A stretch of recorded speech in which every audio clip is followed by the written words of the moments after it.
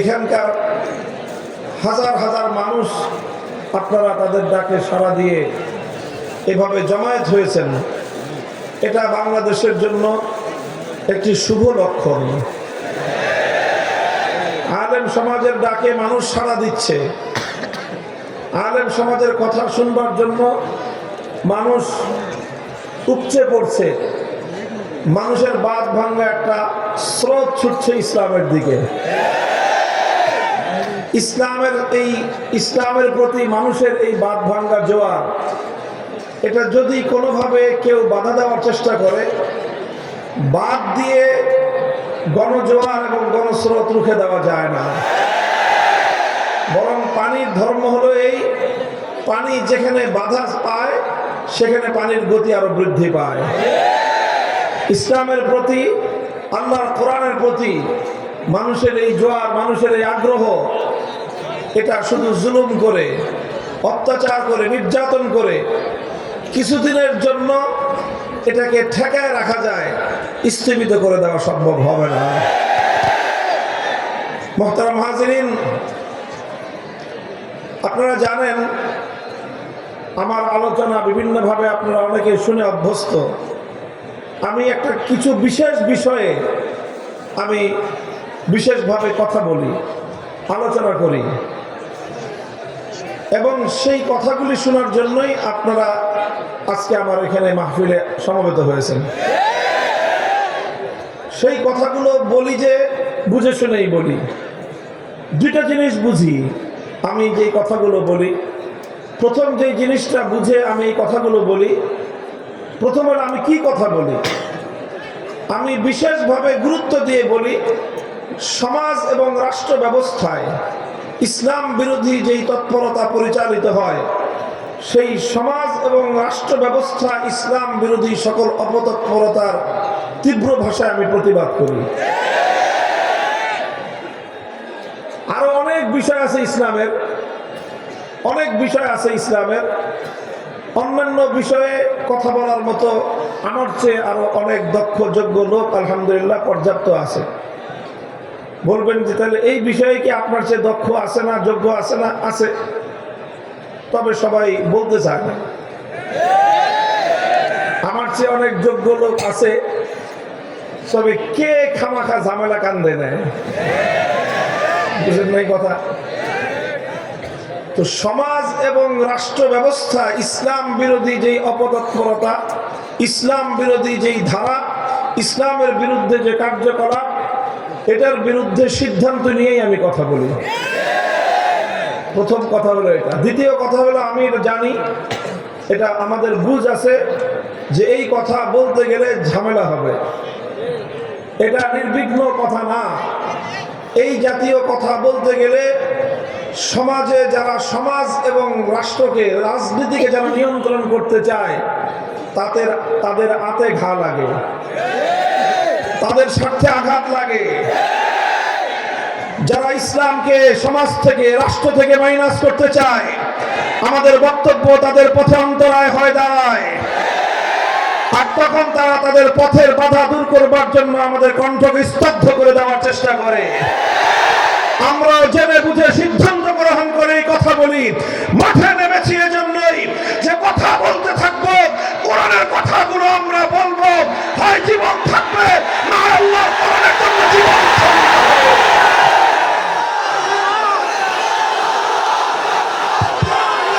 লিল্লাহি তাকবীর, লিল্লাহি তাকবীর।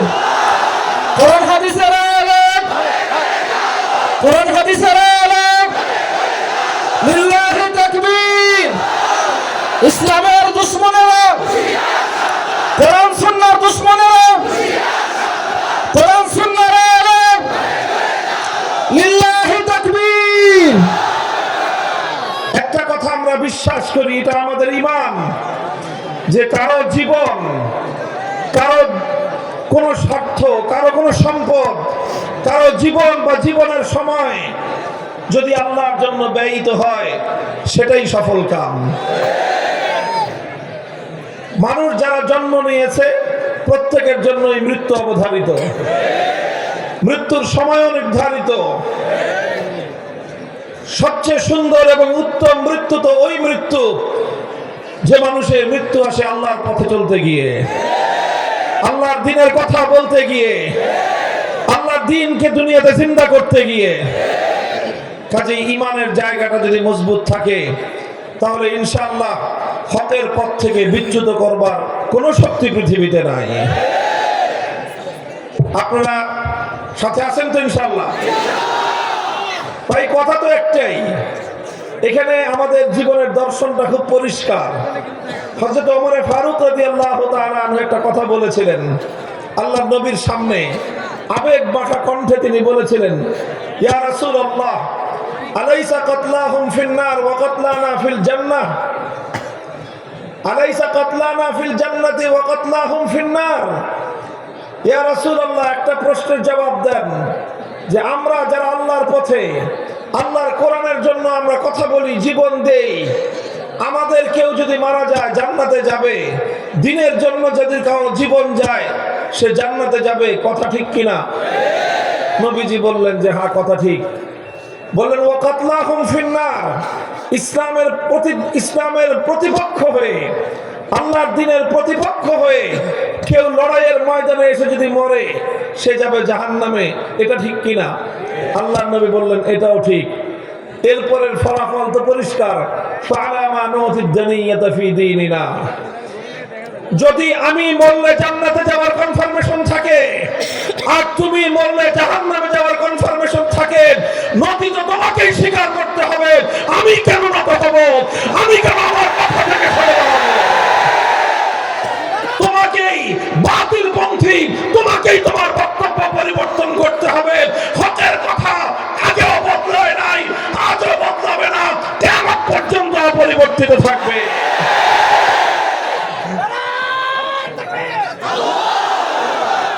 জীবনের দর্শন খুব পরিষ্কার। যদি আল্লাহর জন্য, আল্লাহর দ্বীনের জন্য আল্লাহ পাক যদি আপনার জীবনকে কবুল করেন, আপনার সম্পদকে কবুল করেন, আল্লাহ যদি আপনার জন্য কিছু কষ্ট ক্লেশকে আল্লাহ আপনার জন্য ফয়সালা করে থাকেন, সেটা আপনার জন্য আমার জন্য দুর্ভাগ্য নয়, বরং সেটাই হলো আমাদের জীবনের চরম পাওয়া, পরম পাওয়ার চরম সফলতা। আল্লাহ পাক বুঝবার তৌফিক দান করেন। মুহতারাম হাজিরিন, তো আমি বললাম যে আমি সাধারণত এই বিষয়ে কথা বলি, সমাজ এবং রাষ্ট্রের ব্যবস্থায় ইসলাম বিরোধী যেই তৎপরতা চলে এবং ইসলাম বিরোধী যেই কার্যকলাপগুলো রয়েছে সেগুলো সংশোধন করার জন্য চেষ্টা করি। আমাদের স্বপ্ন, আমাদের আকাঙ্ক্ষা হলো আমরা এমন একটা সমাজ দেখতে চাই, এমন একটা ভূখণ্ড দেখতে চাই যে ভূখণ্ডে আইন চলবে একমাত্র কার? বাস এটাই হলো আমাদের চূড়ান্ত চাওয়া, এটাই হলো আমাদের জীবনের পরম পাওয়া, যে আমরা আল্লাহর দ্বীনকে আল্লাহর জমিনে বিজয়ী আদর্শ হিসেবে দেখতে চাই। এটার জন্য আমাদের যা করতে হয়, যতটুকু করতে হয় ততটুকু করার জন্য আমরা প্রস্তুত থাকবো ইনশাআল্লাহ। আল্লাহ আমাদেরকে কবুল করেন। মুহতারাম হাজিরিন, আমি আপনাদের সম্মুখে পবিত্র কোরআনে পাকের সূরাতুন নিসার 60 নম্বর আয়াত তেলাওয়াত করেছি। আল্লাহ বলছেন, আলাম তারা ইলাল্লাযীনা ইয়াজউমুনা আন্নাহুম আমানু বিমা উনজিলা ইলাইকা ওয়া মা উনজিলা মিন ক্বাবলিক ইউরিদুনা আন ইয়াতাহাকামু ইলাত তাগুতি ওয়া ক্বাদ উমিরু আন ইয়াকফুরু বিহি ওয়া ইউরিদুশ শাইতানু আন ইউদিল্লাহুম দালালাম বাঈদা। আল্লাহ রাব্বুল আলামিন বড় বিস্ময় নিয়ে, আশ্চর্য রকম একটা ভাব নিয়ে আল্লাহ প্রশ্ন রেখেছেন যে তোমরা কি দেখেছো, লক্ষ্য করেছো যে কিছু মানুষ এমন আছে যারা দাবি করে তারা নাকি ঈমানদার। তারা কি দাবি করে? তারা নিজেদেরকে ঈমানদার বলে কি করে? ইয়াজুমুন, কোরআনের শব্দ হলো তারা ঈমানদার বলে নিজেদেরকে দাবি করে, অথচ ইউরিদুনা আন ইয়াতাহাকামু ইলাত তাগুত, তারা তাগুতের কাছে বিচার চাইতে যায়, তারা তাগুতের কাছে সিদ্ধান্ত জানতে চায়, তারা তাগুতের কাছে ফয়সালা জানতে চায়। কোরআনের এই আয়াতের স্পষ্ট বার্তা হলো এই যে কোনো ব্যক্তি যদি তাগুতের কাছে ফয়সালা জানতে চায়, তাগুতের সিদ্ধান্ত মানতে চায়, তাহলে সে অনেক কিছু হতে পারে। সে প্রচলিত অর্থে হাজি হতে পারে, গাজী হতে পারে, পাজি হতে পারে, ইমানদার হতে পারে না। কোরআনের কথা পরিষ্কার। সূরাতুল বাকারায় আল্লাহ বলেছেন, ফাতাবায়ানার রুশদু মিনাল গায়য়ি ফামান ইয়াকফুর বিত-তাগুতি ওয়া ইউমিন বিল্লাহি ফাকাদ ইসতামসাকা বিল উরওয়াতিল ওয়াসকা। আল্লাহ বলেছেন, তাবায়ানার রুশদু মিনাল গায়য়ি, কোনটা হেদায়েতের পথ, কোনটা সত্যের পথ, আর কোনটা ধ্বংসের পথ পরিষ্কার দিবালোকের ন্যায়। ফামান ইয়াকফুর বিত-তাগুত ওয়া ইউমিন বিল্লাহ, যে ব্যক্তি তাগুতকে অস্বীকার করে আল্লাহর উপর ঈমান আনবে, একমাত্র সেই সরল সঠিক পথে অবিচল অটল থাকতে পারবে। আল্লাহ পাক এই আয়াতের মধ্যে আল্লাহর উপর ঈমানের আগে বলেছেন তাগুতকে অস্বীকার করতে হবে। কাকে অস্বীকার করতে হবে? তাগুতকে অস্বীকার করতে হবে। অন্যত্র আল্লাহ বলেছেন, আল্লাযীনা আমানু ইউকাতিলুনা ফী সাবিলিল্লাহ ওয়াল্লাযীনা কাফারু ইউকাতিলুনা ফী সাবিলিত তাগুত। যারা ঈমানদার তারা আল্লাহর পথে লড়াই করে, যারা বেঈমান তারা তাগুতের পথে লড়াই করে। ফাকাতিলু আউলিয়া আশ-শাইতান, সুতরাং হে ঈমানদারেরা, তোমরা শয়তানের অনুসারী তথা তাগুতের অনুসারীদের বিরুদ্ধে তোমরা তোমাদের প্রাণপণ লড়াই চালিয়ে যাও। দেখেন, সব জায়গায় আল্লাহ পাক একটা জিনিসকে চরমভাবে পরিহার করতে বলছেন, সেই জিনিসটা হলো তাগুত। সেই জিনিসটা কি? আপনারা কি আমার কথা বুঝতেছেন? তাগুতকে কি করতে হবে? পরিহার করতে হবে। শুধু পরিহার নয়, তাগুতকে অস্বীকার করতে হবে। আপনারা হয়তো এতক্ষণে অনেকে কিছুটা বিরক্তি বোধ করতেছেন, তাগুত তাগুত বলতেছেন, তাগুতটা কি এটা তো আগে পরিচয় দিয়ে নেবেন নাকি?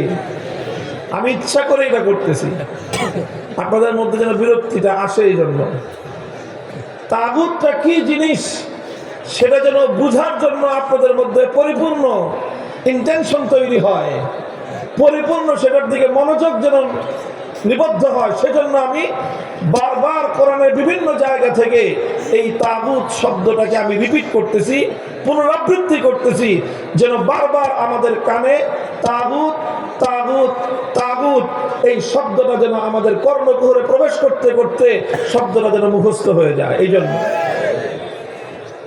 কারণ আমরা তো অন্য সব কিছু খুব ভালো করে মনে রাখি। ভালো তারকা, ফুটবল খেলোয়াড়, ক্রিকেট খেলোয়াড়, অন্যান্য সিনেমার নায়ক নায়িকা, রাজনৈতিক নেতা খেতা, সবার কথাই সবকিছু আমরা মনে রাখি, কিন্তু আল্লাহর কোরআনের টার্মগুলো, কোরআনে পাকের শব্দগুলো আমাদের মনে থাকে না খুব একটা বেশি। কি শব্দ বললাম আমি এতক্ষণ? কি বললাম? মুখস্থ হয়েছে? এবার শুনেন তাহলে আসলে তাগুত জিনিসটা কি। কোরআনে পাকের মধ্যে অনেক জায়গায় যেহেতু এই শব্দটা প্রয়োগ হয়েছে, ব্যবহার হয়েছে, এই জন্য যারা কোরআন নিয়ে ব্যাখ্যা করেছেন, তাফসীর করেছেন, কাদীমান ওয়া হাদীসান, সর্বযুগের মুফাসসিরিন কেরামগণ তাগুত শব্দের ডেফিনিশন এবং তার সংজ্ঞা এবং পরিচয় দিয়েছেন। এই সব পরিচয় এবং সংজ্ঞাকে যদি একত্রিত করি, তাহলে সার সংক্ষেপ আমি আমার নিজের ভাষায় আপনাদেরকে যেভাবে বুঝাতে পারি সেটা হলো, তাগুত বুঝতে হলে আগে আরেকটা শব্দ বুঝেন। সেই শব্দটা হলো গায়রুল্লাহ। কি শব্দ বললাম? গায়রুল্লাহ চিনেন? আপনারা গায়রুল্লাহ চিনেন? আমি গায়রুল্লাহ চেনাচ্ছি আপনাদেরকে। এক এবং অদ্বিতীয় একমাত্র কে? জোরে বলেন, এক এবং অদ্বিতীয় একমাত্র কে? ওয়াহদাহু লা শারীকা লাহু, একমাত্র কে?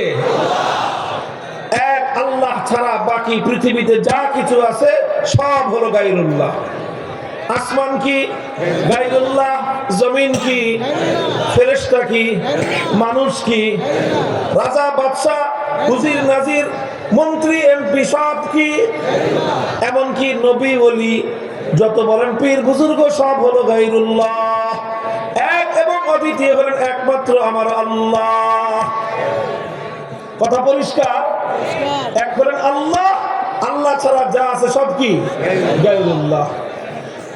তো কোন গায়রুল্লাহকে যদি কেউ আল্লাহর জন্য নির্ধারিত যে আসন, সেই আসনে বসায়, আল্লাহর জন্য নির্ধারিত যেই বৈশিষ্ট্য, সেই বৈশিষ্ট্য যদি কোনো গায়রুল্লাহকে কেউ দেয়, তাহলে সেই গায়রুল্লাহকেই বলা হয় তাগুত। কথা বোঝা গেল? আল্লাহর জন্য একটা আসন আছে, আল্লাহর একটা নিজস্ব ভিন্ন মর্যাদা আছে। আল্লাহর সেই মর্যাদার মধ্যে যদি কোনো গায়রুল্লাহকে এনে শরীক করা হয়, তখন সেই গায়রুল্লাহকে বলা হয় তাগুত। এবার আপনারা তাগুত বুঝতে পারলেন? তাগুতকে আমি সুনির্দিষ্ট দৃষ্টান্ত দিয়ে আপনাদের সামনে আরো পরিষ্কার করছি। যেমন ধরেন, মহাবিশ্বের মধ্যে, এই কুল কায়নাতের মধ্যে ইবাদতের উপযুক্ত একমাত্র কে? ইবাদতের উপযুক্ত একমাত্র কে? আল্লাহ। এখন কেউ যদি যেই ইবাদতের উপযুক্ত একমাত্র আল্লাহ, আল্লাহকে ছাড়া অন্য কাউকে যদি কেউ মাবুদ বানায়, অর্থাৎ অন্য কারো জন্য যদি কেউ ইবাদত করে, তাহলে যার ইবাদত করলো আল্লাহ ছাড়া, সেই গায়রুল্লাহকে এসে ইবাদতের মধ্যে আল্লাহর স্থানে স্থান দিল। কথা বলেন ঠিক না বেঠিক? তাহলে ইবাদতের উপযুক্ত একমাত্র কে? এখন আল্লাহকে বাদ দিয়ে অন্য কোন গায়রুল্লাহর জন্য যদি কেউ ইবাদত করে, তাহলে যে গায়রুল্লাহর ইবাদত করা হলো, সেই গায়রুল্লাহকেই বলা হবে তাগুত। সে যুগের মানুষ লাত, মানাত, উজ্জা, হুবাল এই সকল দেবদেবীর পূজা করত, অথচ ইবাদত করবে একমাত্র কার জন্য? আল্লাহকে বাদ দিয়ে যখন লাতকে পূজা করা হলো, তখন লাত হয়ে গেল তাগুত। আল্লাহকে বাদ দিয়ে যখন মানাত, উজ্জা, হুবাল এই সকল দেবতাগুলোর কেউ পূজা করলো, তখন এই সকল দেবতাগুলোর পরিচয় হলো এরা তাগুত। বর্তমান যুগের মানুষ লাত, মানাত, উজ্জা, হুবালের পূজা করে না। এখনকার মানুষ পূজা করে কেউ দুর্গার, কখনো সরস্বতীর, কখনো কালী, নাম না জানা জানা নানা মূর্তি, দেবতা, দেব দেবতার পূজা করে। কথা বলেন ঠিক না বেঠিক? তো যখন এক আল্লাহর পূজা না করে, এক আল্লাহর ইবাদত না করে দুর্গার পূজা করা হলো, তখন দুর্গাকে বলা হবে তাগুত। আল্লাহকে বাদ দিয়ে যখন কালীর পূজা করা হলো, তখন কালী দেবীকে বলা হবে তাগুত।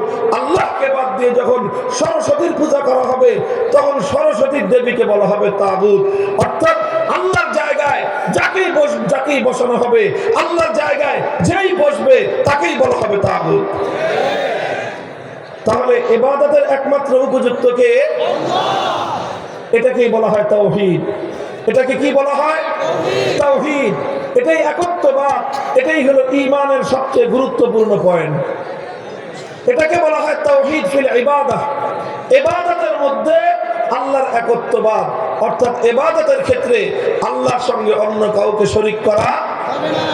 যদি ইবাদতের মধ্যে আল্লাহর সঙ্গে অন্য কাউকে শরীক করা হয়, তাহলে তাকে বলা হবে কি? বলা হবে। এতটুকু বুঝা গেল? আচ্ছা, এবার আরেকটা কথা বুঝেন। এই জন্য আমরা বলি কি, লা ইলাহা ইল্লাল্লাহ, একমাত্র মাবুদ কে? জোরে বলেন, একমাত্র মাবুদ কে? এটাই লা ইলাহা ইল্লাল্লাহর অর্থ। একমাত্র মাবুদ হলেন আল্লাহ।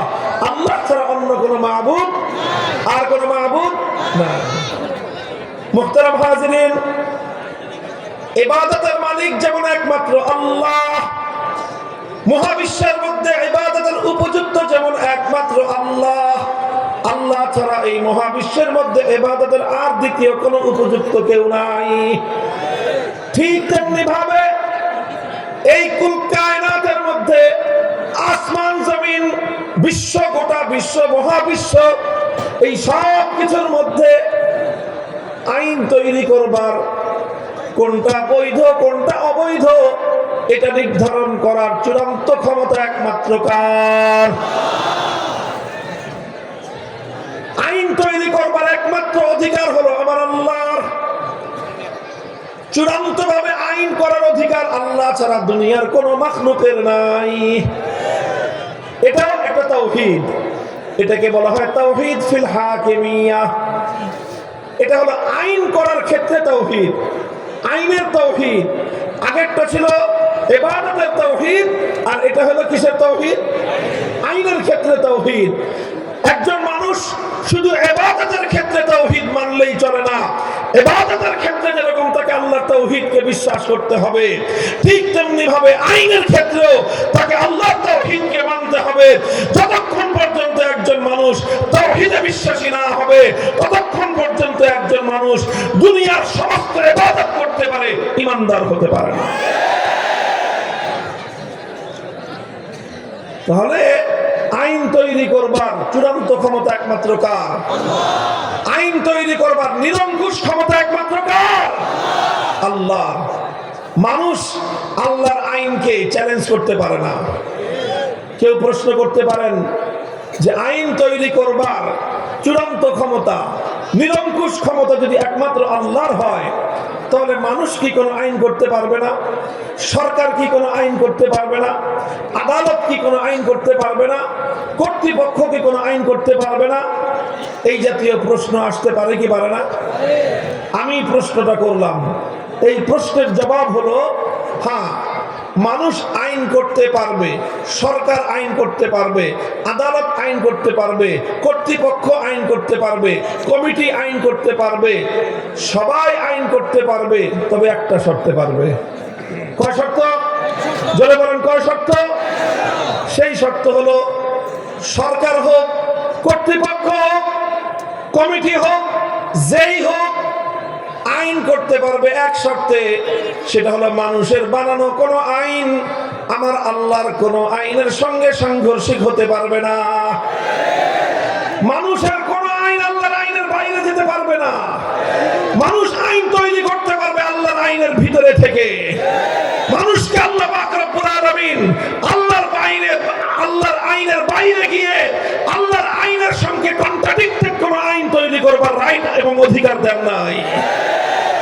কোন মানুষ যত বড় রাষ্ট্র হোক, যত বড় সরকার হোক, যত বড় ক্ষমতাধর ব্যক্তি হোক, যত বেশি ব্যক্তি হোক, এমনকি সারা দুনিয়ার 700 কোটি মানুষ একত্রিত যদি হয়ে যায়, 700 কোটি মানুষ একযোগেও আমার আল্লাহর একটা আইনের 1 কোটি ভাগের 1 ভাগ পরিবর্তন করবার অধিকার রাখে না। মানুষ আইন করতে পারবে কয় শর্তে? শর্ত হলো আল্লাহর আইনের বিরুদ্ধে যেতে পারবে না। মুহতারাম হাজিরিন, কোন মানুষ যদি আল্লাহর আইনের বাইরে গিয়ে কোন আইন তৈরি করে, কোন মানুষ যদি আল্লাহর আইনের বিরুদ্ধে কোন আইন তৈরি করে, তাহলে সেই মানুষটাকেই বলা হবে তাগুত। কারণ আইন তৈরি করবার চূড়ান্ত ক্ষমতা কার? সে যখন আল্লাহর আইনের বিরুদ্ধে আইন করলো, তার মানে সে আল্লাহর আইনের চূড়ান্ত ক্ষমতা সে মানল না, বরং সে আল্লাহর সঙ্গে লড়াই বাঁধিয়ে দিল। সে আল্লাহর সঙ্গে প্রতিদ্বন্দ্বিতা তৈরি করে সে নিজেকে খোদা বলে দাবি করলো। আল্লাহর আইনের বিরুদ্ধে যে আইন করবে তাকেই বলা হবে তাগুত। আল্লাহর আইনের বিরুদ্ধে যদি কোনো রাজা বাদশা আইন তৈরি করে, সেই রাজা বাদশাকে বলা হবে তাগুত। আল্লাহর আইনের বিরুদ্ধে যদি কোনো রাষ্ট্রপতি আইন তৈরি করে, সেই রাষ্ট্রপতিকে বলা হবে তাগুত। আল্লাহর আইনের বিরুদ্ধে যদি কোনো প্রধানমন্ত্রী আইন জারি করে, সেই প্রধানমন্ত্রীকে বলা হবে তাগুত। আল্লাহর আইনের বিরুদ্ধে যদি কোনো মন্ত্রী পরিষদ কোনো আইন অনুমোদন দেয়, সেই মন্ত্রী পরিষদকে বলা হবে তাগুত। আল্লাহর আইনের বিরুদ্ধে কোনো আদালত, কোনো বিচারপতি, কোনো বিচারালয় যদি কোনো আইন তৈরি করে, সেই আদালত বিচারপতিকে বলা হবে তাগুত। আল্লাহর আইনের বিরুদ্ধে গিয়ে যদি কোনো আইন পরিষদ, কোনো সংসদ যদি কোনো আইন পাশ করে, আল্লাহর আইনের বিরুদ্ধে যেই সংসদ আইন পাশ করবে, ওই সংসদ পুরোটার নামই হলো তাগুত। পরিষ্কার কথা। এই কথাগুলো আমরা বলি না, আর না বলার কারণে আজ যে অভিশাপ আমাদের উপর এসেছে, হাজার হাজার নয়, লক্ষ লক্ষ নয়, কোটি কোটি মুসলমান বছর বছর হজ করে কিন্তু ঈমান নাই। হাজি, আলহাজ, ডবল হাজি, ট্রিপল হাজি, চৌপল হাজি, বছর বছর হাজি, ঈমান নাই। অসংখ্য অগণিত মানুষ আল্লাহর একত্ববাদকে সে বিশ্বাস করে না। সে তার যে ঈমান নাই এই ব্যাপারে তার খবরও নাই। আর এই ব্যাপারে মানুষ খবর পাবে কিভাবে? এই ব্যাপারে মানুষ চরমভাবে গাফলতের ঘুমে বিভোর হয়ে আছে। মানুষের মধ্যে এই ব্যাপারে সচেতনতা নাই। আর আমরাও এই কথা মানুষকে বলি না। কেন বলি না? যে আগেই বলেছিলাম, আমি যখনই এই কথা বলতে যাব তখন তারা আমাদের প্রতিপক্ষ হয়ে দাঁড়াবে, যারা আল্লাহর আইনের বিরুদ্ধে আইন করতে চায়, যারা আল্লাহর আইনের বিরুদ্ধে, কোরআনের আইনের বিরুদ্ধে যারা আইন তৈরি করতে চায়। আমরা যখন একত্ববাদের কথা বলি, আমরা যখন তাওহীদের কথা বলি, আমরা যখন ঈমানের কথা বলি, তখন তাদের ক্ষমতার মস্তকে গিয়ে আঘাত লাগে। আর তারা তখন ক্ষমতার মস্তককে রক্ষা করবার জন্য আমাদের ঈমানকে ধ্বংস করতে চায়, আমাদের ঈমানের আওয়াজকে টুটি চেপে হত্যা করতে চায়। আমরা চিৎকার করে বলি, ঈমান জীবন থাকে কি থাকবে সেটা আমাদের চিন্তা করবার সময় নাই। ঈমানের কথা বলেছি, বলবো, বলতেই থাকবো ইনশাআল্লাহ।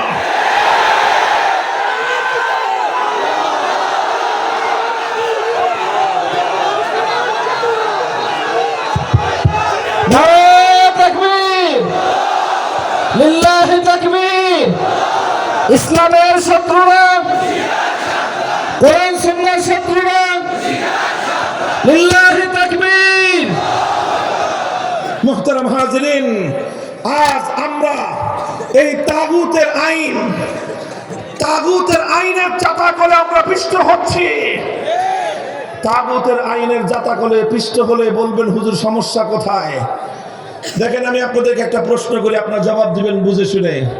একজন মানুষ 24 ঘন্টার মধ্যে 23 ঘন্টা 55 মিনিট আল্লাহর ইবাদত করে, খালি ইবাদত, সারা দিন রাত ইবাদত করতেছে, নামাজ পড়তেছে, সব কিছু করার পরে 5 মিনিটের জন্য দুর্গার পূজা করে। আপনারা বলেন, এই লোকটা ইমানদার না বেঈমান? কেন? সে তো 23 ঘন্টা 55 মিনিট খালি ইবাদত করলো আল্লাহ, এরপরেও সে ইমানদার না বেঈমান? আচ্ছা 5 মিনিট না, আরো কম ধরি, 23 ঘন্টা 59 মিনিট আল্লাহর ইবাদত করে, শুধু 1 মিনিটের জন্য প্রতিদিন দুর্গার পূজা করে, ইমানদার না বেঈমান? কেন বেঈমান? সে তো 23 ঘন্টা 59 মিনিটই এক আল্লাহর ইবাদত করলো, এরপরেও সে কেন বেঈমান? কারণ ইবাদতের মধ্যে 1 মিনিট কেন 1 সেকেন্ডের জন্য আল্লাহ পাক কোনো শরীককে বরদাস্ত করেন না। কথা বলেন ঠিক না বেঠিক? এই কথাটা যেরকম আমরা বুঝি, এই কথাটা যেরকম আমাদের জনতা বুঝে, এই কথাটা যেরকম সাধারণ মানুষ বুঝে, কেন বুঝে? কারণ এই কথা আমরা বুঝাইছি, এই কথা আলেম সমাজ মানুষকে বুঝিয়েছে। এই জন্য মানুষ বুঝে যে ইবাদতের মধ্যে 1 সেকেন্ডের জন্য কাউকে শরীক করা যাবে না। কথা বলেন ঠিক না বেঠিক? আরে দুর্গা তো পরের কথা। কেউ যদি শাহজালালের কবরে গিয়েও সেজদা করে, তাতে পাবলিকের মায়ের একটা মাটিতে পড়ে না। কথা বলেন ঠিক না বেঠিক? শাহজালাল অনেক বড় বুজুর্গ, শাহপরান অনেক বড় বুজুর্গ, খানজাহান আলী অনেক বড় বুজুর্গ, কিন্তু তারা আল্লাহ না গায়রুল্লাহ?